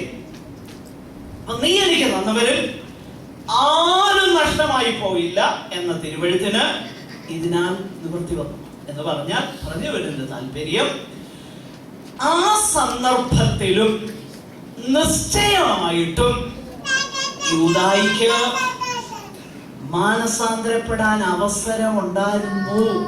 അതാ പറഞ്ഞത്. ഇനി ഇതെല്ലാം സംഭവിച്ചു പോയി. ഇതെല്ലാം സംഭവിച്ചു. കർത്താവിനെ ക്രൂശിച്ചു കഴിഞ്ഞു. ക്രൂശിച്ചു എന്ന് യൂദ അറിഞ്ഞപ്പോൾ, അതാ നമ്മള് മത്തായിയുടെ സുവിശേഷത്തിൽ വായിക്കുന്നത് 28-ാമത്തെ അധ്യായത്തിൽ. ഉടനെ വളരെ ദുഃഖത്തോടു കൂടി, പക്ഷെങ്കിൽ അതൊരു പശ്ചാത്താപമല്ല, ഒരു സെൽഫ് പിറ്റി ആണെന്നുള്ളത് നമുക്ക് മനസ്സിലാക്കാൻ കഴിയുന്നു. ലോകത്തിന്റെ ദുഃഖം, മരണം ഉളവാക്കുന്ന ലോകത്തിന്റെ ദുഃഖം. അതേസമയം പത്രോസിനെ കുറിച്ച് നമ്മൾ വായിക്കുന്നുണ്ട്, മാനസാന്തരം, ദൈവഹിതപ്രകാരമുള്ള ദുഃഖത്തെ കുറിച്ച് നമ്മൾ വായിക്കുന്നുണ്ട്. ആകട്ടെ, അവിടെ യൂദാ ചെയ്യുന്ന കാര്യമാണ് ലൂക്കോസ് ഇവിടെ രേഖപ്പെടുത്തുന്നത്. അതായത് അവൻ എന്ത് ചെയ്തു? അനീതി എങ്ങനെയാണ് വാക്യം? അനീതി അവൻ അനീതിയുടെ കൂലി കൊണ്ട് ഒരു നിലം മേടിച്ച് തല കീഴായി വീണു. യൂദായിക്ക് ആ സന്ദർഭത്തിൽ പോലും, ഇനി നമ്മൾ മനസ്സിലാക്കണം, നമ്മുടെ വാഴ്ത്തപ്പെട്ടവരാകുന്ന കർത്താവ് ക്രൂശിൽ ആരുന്ന സമയത്ത്, ക്രൂശിൽ തൂങ്ങിക്കിടക്കുമ്പോൾ 2 കള്ളന്മാരും കൂടെ എന്തോ ചെയ്യുകയായിരുന്നു? ആദ്യം കർത്താവിനെ പരിഹസിക്കുകയായിരുന്നു, ദുഷിക്കുകയായിരുന്നു. പക്ഷെ ഓൾ ഓഫ് എ സഡൻ ഒരു കള്ളന് മാനസാന്തരം ഉണ്ടായി. വലത്തെ കള്ളനാണോ ഇടത്തെ കള്ളനാണെന്നൊന്നും എഴുതിയിട്ടില്ല. ഒരു കള്ളന് മാനസാന്തരം ഉണ്ടായി. പറഞ്ഞു, അയ്യോ, നമ്മൾ ന്യായമായിട്ടുള്ളത് അനുഭവിക്കുന്നു. സ്വന്തം ശിക്ഷാവിധിയിലായിട്ട് നീ ദൈവത്തെ ഭയപ്പെടുന്നില്ലേ എന്നൊക്കെ പറഞ്ഞ് മറ്റവനോട് പറഞ്ഞിട്ട് യേശുവെ അവിടുന്ന് രാജ്യത്തെ പ്രാപിച്ചു വരുമ്പോൾ ഉടനെ കർത്താവ് ഇന്ന് നീ എന്നോട് കൂടെ ക്രൂശിൽ കിടക്കുമ്പോൾ പോലും അനുതപിച്ചവനോട് ക്ഷമിച്ചവനാകുന്ന കർത്താവ്. ഇവൻ കഴുത്തെ കയറിടുന്നതിന് പകരം നേരെ പോയി ആ ക്രൂശിന്റെ ചുവട്ടിൽ വീണിരുന്നു എങ്കിൽ കർത്താവ് ക്ഷമിക്കുമായിരുന്നോ ഇല്ലയോ? നിശ്ചയമായിട്ട്. ഞാൻ പറഞ്ഞു വന്നു എന്റെ താല്പര്യം, ഇത് യൂദ ആ ഫെയ്റ്റ് ഫുൾഫില്ല് ചെയ്യുന്ന, വിധി തന്റെ മേൽ നടപ്പായ ഒരു നിസ്സഹായനാകുന്ന വ്യക്തിയായിട്ടല്ല ലൂക്കോസ് കാണുന്നത്. നേരെ മറിച്ച് അവൻ he was very active in wickedness. ആ കാര്യമാണ് ലൂക്കോസ് അവിടെ പറയുന്നത്. ഇത്രയും കാര്യമാണ് അതിനോടുള്ള ബന്ധത്തിൽ പറയുവാനായിട്ടുള്ളത്. അതിനുശേഷം ആകട്ടെ, ഒന്ന് യൂദായുടെ മരണത്തെ കുറിച്ച് നമ്മൾ കണ്ടു. രണ്ടാമതായിട്ട് അവിടെ ഒരു കാര്യം നമ്മൾ മനസ്സിലാക്കാൻ കൊണ്ട് കഴിയുന്നത്, പത്രോസ് ശ്ലീഹ എഴുന്നേറ്റ് നിന്നിട്ട് ആ കാലത്ത് ഏകദേശം 120 പേരുള്ള ഒരു സംഘം കൂടിയിരിക്കുമ്പോൾ പത്രോസ് സഹോദരന്മാരുടെ നടുവിൽ എഴുന്നേറ്റ് എന്ന് പറഞ്ഞ് പഴയ നിയമ തിരുവെഴുത്തുകളെ ഉദ്ധരിച്ചുകൊണ്ട് ചില കാര്യങ്ങൾ തന്നെ പറയുകയാണ്. അതായത് അങ്ങനെ പറയുമ്പോൾ ഇവിടുത്തെ പ്രധാനപ്പെട്ട ചിന്ത യൂദായിക്ക് പകരമായി മറ്റൊരുവനെ തെരഞ്ഞെടുക്കണം. അങ്ങനെ തെരഞ്ഞെടുക്കേണ്ടതിന് പഴയ നിയമ തിരുവെഴുത്തിൽ എന്താണ് ആധാരം എന്നുള്ളതാണ് ഇവിടെ പത്രോസ് ശ്ലീഹ പറയുന്നത്. അങ്ങനെ പറയുമ്പോൾ 69-ാമത്തെ സങ്കീർത്തനം ഒരു മെസ്സേഹിക സങ്കീർത്തനമായിട്ട് 1-ാം നൂറ്റാണ്ട് മുതൽ തന്നെ ദൈവസഭ തിരിച്ചറിഞ്ഞിരുന്നു. നമ്മൾ എടുത്ത് വായിക്കേണ്ട 69-ാമത്തെ സങ്കീർത്തനത്തിൽ നിന്നും 109-ാമത്തെ സങ്കീർത്തനത്തിൽ നിന്നും ഉള്ളതാകുന്ന ചില വേദഭാഗങ്ങളൊക്കെ ഉദ്ധരിച്ച് പത്രോസ് കാര്യങ്ങൾ പറയുകയാണ്. ഇങ്ങനെ പറയാനുള്ള പ്രധാനപ്പെട്ട ഒരു കാര്യം എന്താണെന്നറിയാം? അതിന്റെ കാരണം എന്താണെന്ന് ചോദിച്ചു കഴിഞ്ഞാൽ, നമ്മൾ വായിക്കുന്നത് നമ്മുടെ വാഴ്ത്തപ്പെട്ടവനാകുന്ന കർത്താവ് ഉയർപ്പിന്റെ ആ ദിവസം ഒന്ന് തിരുവെഴുത്തുകളെ അവർക്ക് വ്യാഖ്യാനിച്ചു കൊടുത്തു. ആദ്യത്തെ ഹെർമെനോട്ടിക്സ് ടീച്ചർ എന്ന് പറയുന്ന നമ്മുടെ, അതായത് വ്യാഖ്യാന ശാസ്ത്രം, എങ്ങനെയാ തിരുവെഴുത്ത് വ്യാഖ്യാനിക്കേണ്ടതെന്ന് ശിഷ്യന്മാർക്ക് പറഞ്ഞു കൊടുത്തത് നമ്മുടെ വാഴ്ത്തപ്പെട്ടവനാണ്. എന്ന് നമ്മൾ വായിക്കുന്നത് എങ്ങനെയാ? മോശ തുടങ്ങി, പിന്നെ ലൂക്കോസിന്റെ സുവിശേഷം 24-25 മുതൽ ഒന്ന് വായിച്ചേ.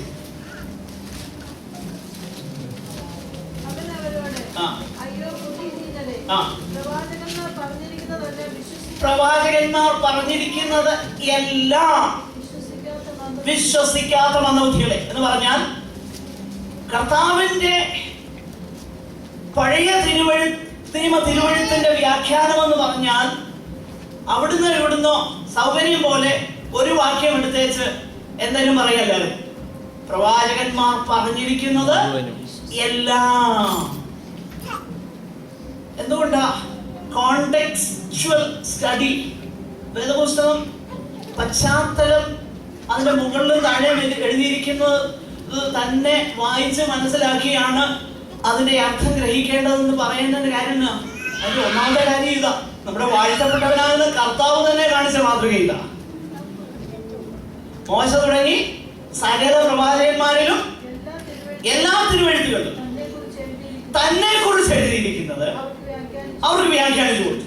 അപ്പൊ എങ്ങനെയാ വ്യാഖ്യാനിക്കേണ്ടതെന്നുള്ളത് അറിഞ്ഞു കൊടുത്തു, കാണിച്ചു കൊടുത്തു, ഒരു മാതൃക ഉണ്ടാക്കി കൊടുത്തു.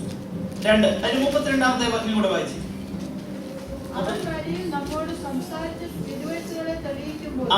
തിരുവെഴുത്തുകളെ തെളിയിക്കുമ്പോൾ നമ്മുടെ ഹൃദയം നമ്മുടെ ഉള്ളിൽ കത്തിക്കൊണ്ടിരുന്നു.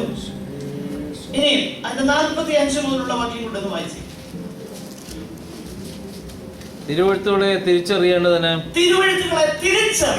അവരുടെ ബുദ്ധിയെ തുറന്നു. അവരുടെ ബുദ്ധിയെ തുറന്നു. ക്രിസ്തു കഷ്ടം അനുഭവിക്കുകയും തിരുവെഴുത്തുകളെ തിരിച്ചറിയേണ്ടതിന് ബുദ്ധിയെ തുറന്നു. അവരുടെ ഹൃദയം കത്താൻ തുടങ്ങി. പിന്നെ എങ്ങനെ വ്യാഖ്യാനിക്കേണ്ടതെന്നൊരു മാതൃക കാണിച്ചു കൊടുത്തു. ഇത്രയും കാര്യം കർത്താവ് ചെയ്തു കഴിഞ്ഞു ഓൾറെഡി. അതിന്റെ ബേസിസിൽ ബുദ്ധി തുറക്കപ്പെട്ട, ഹൃദയത്തിന് ചൂടുപിടിച്ച, തിരുവഴുത്ത് എങ്ങനെയാ വ്യാഖ്യാനിക്കേണ്ടതെന്ന് ഗുരു തന്നെ കാണിച്ചു കൊടുത്ത ഈ ശിഷ്യന്മാര് പിന്നെ എന്താ ചെയ്തേ? Let us see what does the scripture say. അവരുടെ അഭിപ്രായമല്ല, നമുക്ക് നോക്കാം തിരുവഴുത്ത് എന്നാ പറയും ഈ കാര്യത്തിൽ. തിരുവഴുത്ത്, അപ്പൊ തിരുവഴുത്ത് എന്നാ പറയുന്നതെന്ന് തിരിച്ചറിയാനുള്ളതാകുന്ന ഒരു താല്പര്യവും, ആ താല്പര്യം അവരുടെ ഹൃദയത്തിൽ ദൈവത്തിന്റെ പരിശുദ്ധ നിശ്ചയമായിട്ടും ദൈവത്തിന്റെ പരിശുദ്ധാത്മാവിന്റെ ഗൈഡൻസ് അവിടെയുണ്ട്. പരിശുദ്ധാത്മാവ് ഇറങ്ങി വന്നിട്ടില്ലെങ്കിലും നിശ്ചയമായിട്ടും പരിശുദ്ധാത്മാവിന്റെ ഗൈഡൻസ് ഉണ്ട്. അതിന്റെ ആ വെളിച്ചത്തിൽ അവര് തിരുവഴുത്തുകളെ തിരിച്ചറിയുമ്പോൾ പഴയ നിയമത്തിൽ നിന്നും ഈ രണ്ട് വേദഭാഗങ്ങൾ കോട്ട് ചെയ്തിട്ട് പത്രോസ്ലീഹ പറയുക, ഇങ്ങനെ ഒരു കാര്യമുണ്ട്, യൂദ അപ്പോസ്തലൻ ഒഴിഞ്ഞുപോയ സ്ഥാനത്ത് വേറൊരുവനെ നമുക്ക് എടുക്കേണ്ടതായിട്ടുണ്ട്. അതാണ് അടുത്ത വാക്യങ്ങളിൽ നമ്മൾ വായിക്കുന്നത്. അതിൽ 20-ാമത്തെ വാക്യത്തിൽ ഒന്നാമത് അവന്റെ വാസസ്ഥലം ശൂന്യമായി പോകട്ടെ. അത് 69-ാം സങ്കീർത്തനം 25-ാമത്തെ വാക്യം. പിന്നെ രണ്ടാമത്തെ കൊട്ടേഷൻ അവന്റെ അധ്യക്ഷ സ്ഥാനം മറ്റൊരുത്തന് ലഭിക്കട്ടെ. 109-ാം സങ്കീർത്തനം 8-ാം വാക്യം. ആദ്യത്തേത് 69-ന്റെ 25 സങ്കീർത്തനം. രണ്ടാമത്തെ ഉദ്ധരണി 20-ാമത്തെ വാക്യത്തിൽ 109-ാം സങ്കീർത്തനം 8-ാം വാക്യവും കൂടി. എന്നിട്ട് തുടർന്ന് നമ്മൾ വായിക്കുന്നത് രണ്ടുപേരെ തെരഞ്ഞെടുക്കുക. ആ കാര്യം കൂടെ പെട്ടെന്ന് പറഞ്ഞ് ഞാൻ അവസാനിപ്പിക്കാം. രണ്ടാമത്തെ അധ്യായത്തിലേക്ക് ഒരു വിഷയം പ്രവേശിക്കാൻ നമുക്ക് നേരം ലഭിക്കുകയില്ല. രണ്ടുപേരെ തെരഞ്ഞെടുക്കുക. അപ്പൊ അങ്ങനെ രണ്ടുപേരെ തെരഞ്ഞെടുക്കുമ്പോൾ ഒന്നാമതായിട്ട് അവർ നോക്കിയത് വേദപുസ്തകത്തിന്റെ പഴയ നിയമ തിരുവഴുത്തിന്റെ ആ കാര്യത്തിലുള്ളതാകുന്ന നടത്തിപ്പ് ഒന്നാമത് നോക്കി. രണ്ട്, ഈ ശുശ്രൂഷയിലേക്ക്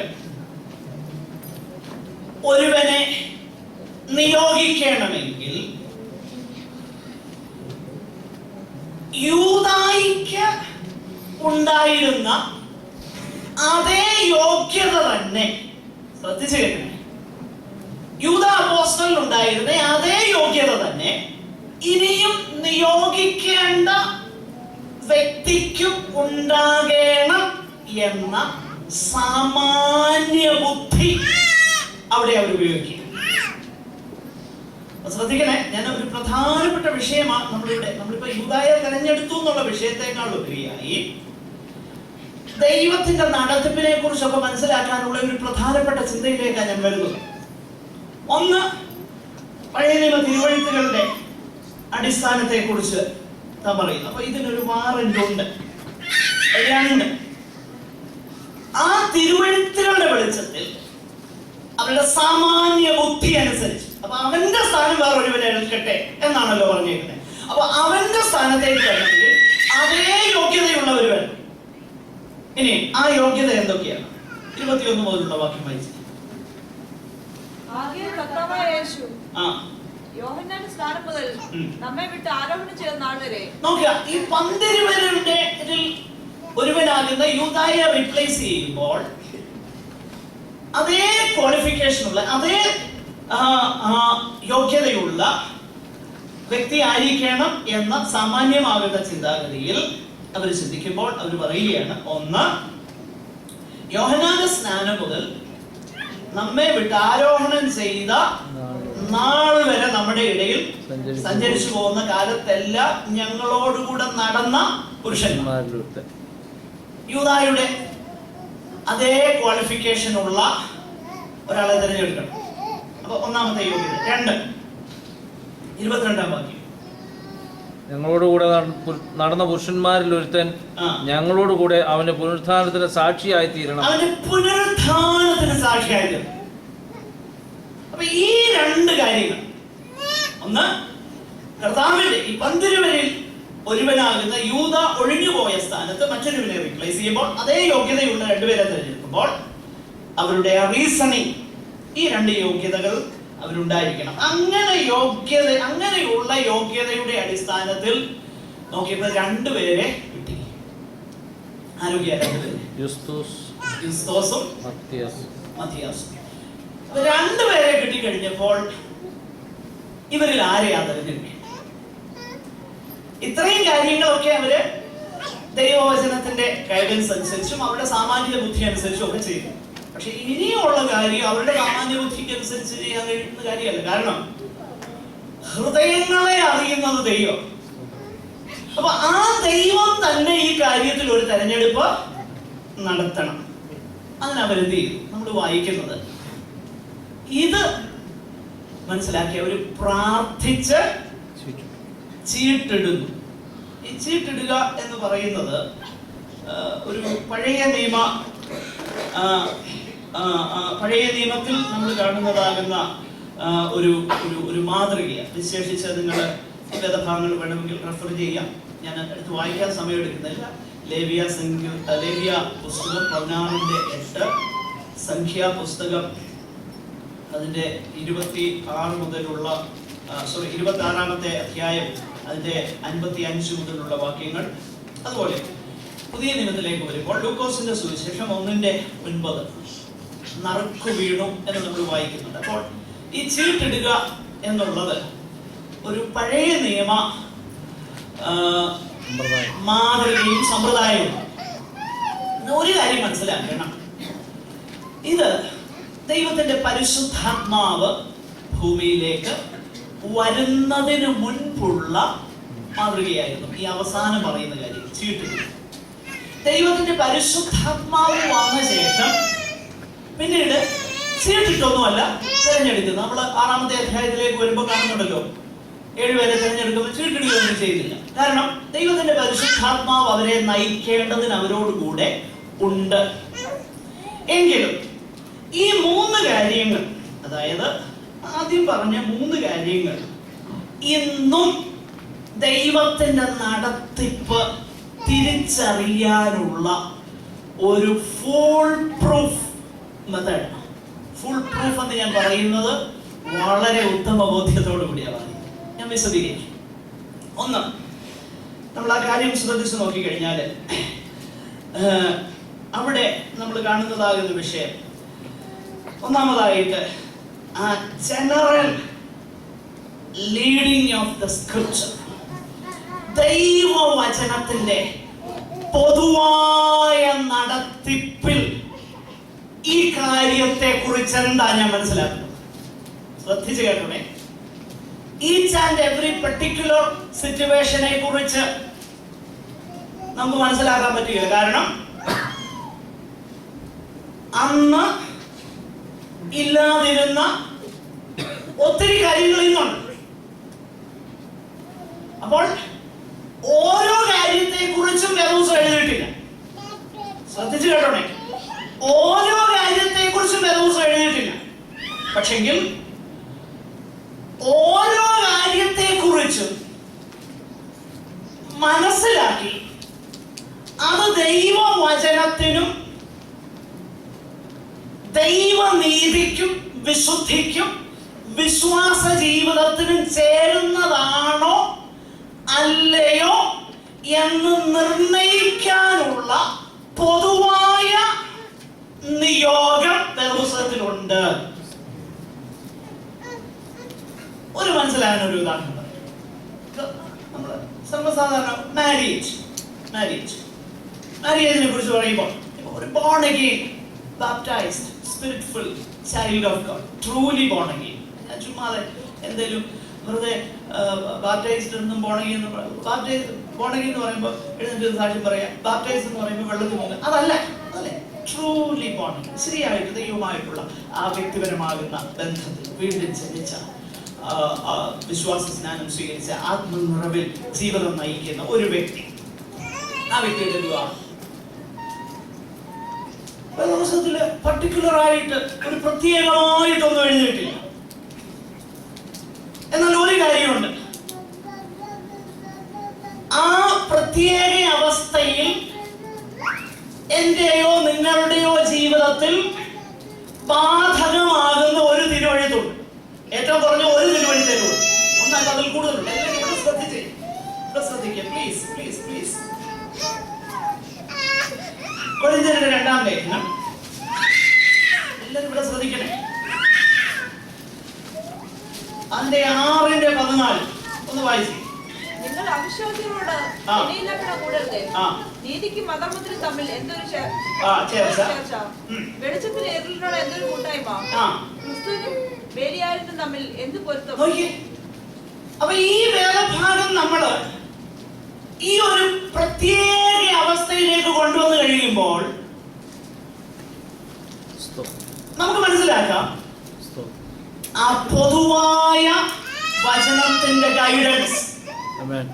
മനസ്സിലായോ? ശ്രദ്ധിച്ചു കേട്ടോടെ. പൊതുവായ തിരുവചനത്തിന്റെ ഗൈഡൻസ്. അപ്പൊ ആ കാര്യത്തിൽ എനിക്കത് അപ്ലൈ ചെയ്യാമോ ഇല്ലയോ? ചെയ്യാം. കാരണം ഇരുളിനും വെളിച്ചത്തിനും തമ്മിൽ എന്തില്ല? ചേർച്ചയില്ല. അവിശ്വാസിയോട് എന്ത് ചെയ്യാൻ പാടില്ല? യോക്ക് ഫെലോ എന്ന് പറഞ്ഞാൽ യോക്ക്, അതിന്റെ മുഖത്തിന്റെ ഒരു ഭാഗം എന്റെ കഴുത്തേലും മറ്റേത് എന്റെ ലൈഫ് പാർട്ട്ണർ. അപ്പൊ ആ അവിശ്വാസിയാകുന്ന ഒരാളാണ് യോക്കിന്റെ അങ്ങേ തലയ്ക്കൽ നിൽക്കുന്നതെങ്കിൽ ഇത് ഇങ്ങോട്ട് വലിക്കും. ഹസ്ബൻഡിന് താല്പര്യം യോഗത്തിന് പോകാനായിരിക്കും, അല്ലെ ഭാര്യയ്ക്ക് താല്പര്യം. പക്ഷെ ഭർത്താവിന് താല്പര്യം, അല്ലെ ഭാര്യയ്ക്ക് താല്പര്യം വീട്ടിൽ ഇരുന്ന് സ്ത്രീ ജന്മം കാണാനായിരിക്കും, അല്ലെ പാർട്ടിക്ക് പോകാനായിരിക്കും. രണ്ട് കോണിലേക്ക് വലിക്കുന്നു. അപ്പോൾ ഞാനിത് മനസ്സിലാവാൻ വേണ്ടി ഞാൻ ഉദാഹരണം പറയുകയാണ്. ഇത് വളരെ ഇമ്പോർട്ടന്റ്. നമുക്ക് ആദ്യം കിട്ടുന്ന ചിന്ത കണ്ണടച്ച് പറയുന്നവരുടെ അടുത്ത് പോകാൻ. അങ്ങനെ അല്ല. വേദോസത്തിലുണ്ട്, ന്യൂ ടെസ്റ്റ്മെന്റ് ഏജിൽ നിങ്ങളുടെ പുത്രന്മാരും പുത്രിമാരും അതിനെ കുറിച്ചൊക്കെ പിന്നീട് വരുന്നുണ്ട്. ഇതൊരു ഫോർടേസ്റ്റ് ആയിട്ട് സാമ്പിളറായിട്ട് ഞാൻ പറയുന്നുണ്ട്. അങ്ങട്ടെ, അപ്പോൾ general guidance of the scripture വിശ്വാസിയുമായിട്ട് എന്ത് ചെയ്യാൻ പറ്റത്തില്ല. ഇടയില്ലാത്ത കൂടെ പറ്റുകയാണ്. So it applies to my marriage also. മനസ്സിലായോ? അപ്പൊ പൊതുവാകുന്ന ദൈവവചനത്തിന്റെ ആ നടത്തിപ്പ്. 2, പിന്നെ വരുന്നത് നമ്മുടെ സാമാന്യ ബുദ്ധി. അപ്പൊ ആ സാമാന്യ ബുദ്ധിയിലാണ് whether that person is suitable എന്ന് പറഞ്ഞാൽ ആ കമ്പാറ്റബിലിറ്റി ഉണ്ടല്ലോ. കമ്പാറ്റബിലിറ്റി എന്ന് പറഞ്ഞാൽ മനസ്സിലാവുന്നുണ്ടല്ലോ. എന്ന് പറഞ്ഞു കഴിഞ്ഞാൽ ആ വലിയ ഏറ്റക്കുറച്ചിലുകളൊക്കെ ആയി കഴിഞ്ഞാൽ ഒന്നിച്ചു പോകാനുള്ള ബുദ്ധിമുട്ടുണ്ട്. അപ്പൊ അത് അവിടെയാണ് നമ്മുടെ സാമാന്യ ബുദ്ധി വേണ്ടി വരുന്നത്. മനസ്സിലായോ? സാമാന്യ ബുദ്ധി. അപ്പൊ ആ സാമാന്യ ബുദ്ധി ഇനി ഏറ്റവും ഇമ്പോർട്ടന്റ് ആയിട്ട് ചീട്ടിടുകയൊന്നും വേണ്ട. പിന്നെ എന്താണെന്നറിയോ? പ്രാർത്ഥന. അപ്പൊ ഈ 3 കാര്യങ്ങൾ കൊണ്ട് എന്റെ അഭിപ്രായത്തിൽ നമ്മുടെ ഏതൊരു ജീവിത സാഹചര്യത്തെ കുറിച്ചും വ്യക്തമാകുന്ന ദൈവിക നടത്തിപ്പ് നമുക്ക് അനുഭവിക്കാൻ കഴിയും എന്നാണ് ഞാൻ ചിന്തിക്കുന്നത്. I don't know whether you agree with me or not. ഒന്ന്, the general guidance of the scripture. ഒന്നാമത്തെ കാര്യം, ദൈവവചനം ഇത് അനുവദിക്കുന്നുണ്ടോ, അല്ലെങ്കിൽ ഇതുമായി ബന്ധപ്പെട്ട ഈ കാര്യം how does it going to affect my eternity? അത് ആദ്യം ചിന്തിക്കുക. എന്റെ നിത്യതയെ ഇതെങ്ങനെ ബാധിക്കാൻ പോകുന്നത് ആദ്യം അത് ചിന്തിക്കണം. ദൈവവചന പ്രകാരം ഈ കാര്യത്തിൽ ഞാൻ ഈ ഡിസിഷൻ എടുത്താൽ ഇതെന്റെ നിത്യതയെ എങ്ങനെ ബാധിക്കും, എന്റെ ആത്മീയ ജീവിതത്തെ ഇതെങ്ങനെ ബാധിക്കും, എന്റെ കർത്താവിനോടുള്ള സ്നേഹത്തെ ഇതെങ്ങനെ ബാധിക്കും ചിന്തിക്കണം. ദൈവവചന പ്രകാരം. 2, നമുക്ക് ദൈവം തന്ന ആ സാമാന്യ ബുദ്ധി. ഈ ലവ് മാരേജസിനെ കുറിച്ചൊക്കെ പറയുന്നത് ഇങ്ങനെ, ലവ് ഈസ് ബ്ലൈൻഡ് എന്ന് പറയാം. Love is blind. പ്രേമത്തിന് കണ്ണില്ലെന്നാണ്. പക്ഷെങ്കില് ബുദ്ധിമാനാകുന്ന ഒരാൾ അതിന്റെ കൂടെ വേറൊന്നും കൂടെ ചേർത്തു. But marriage is the eye opener. Love is blind. സ്നേഹത്തിന് കണ്ണില്ല, പക്ഷേ കണ്ണ് തുറക്കുന്ന എപ്പോഴാണ്. അതുകൊണ്ടാണ് ഈ കാര്യത്തിലൊക്കെ വളരെ ഗൈഡൻസ് ദൈവജനത്തിന്. ഈ ഗൈഡൻസ് ഇല്ലാതല്ല ദൈവം നമ്മളെ വിളിച്ചിരിക്കുന്നത്. അതിനുള്ള അപ്പൊ നമ്മൾ ഈ 1-ാമത്തെ അധ്യായത്തിൽ നിന്ന് പഠിക്കേണ്ട നമ്മൾ വെറുതെ ഇതൊരു ചരിത്രമായിട്ട് വായിച്ചു പോയി കഴിഞ്ഞാൽ ഇതിന്നത് what does it speak to me, അതാണ് നമ്മുടെ വിഷയം. ഇവിടെ യൂദായെ തിരഞ്ഞെടുത്തു എന്നുള്ളതിനേക്കാളും ചില കാര്യങ്ങളൊക്കെ നമ്മൾ അതിന്റെ സന്ദർഭവശാൽ പറഞ്ഞു എന്നേ ഉള്ളൂ. അതിനേക്കാൾ ഇമ്പോർട്ടന്റ് ഈ വേദഭാഗത്തിൽ നിന്ന് എനിക്കെന്താ സന്ദേശം, നമുക്കുള്ള സന്ദേശം ഇതാണ്.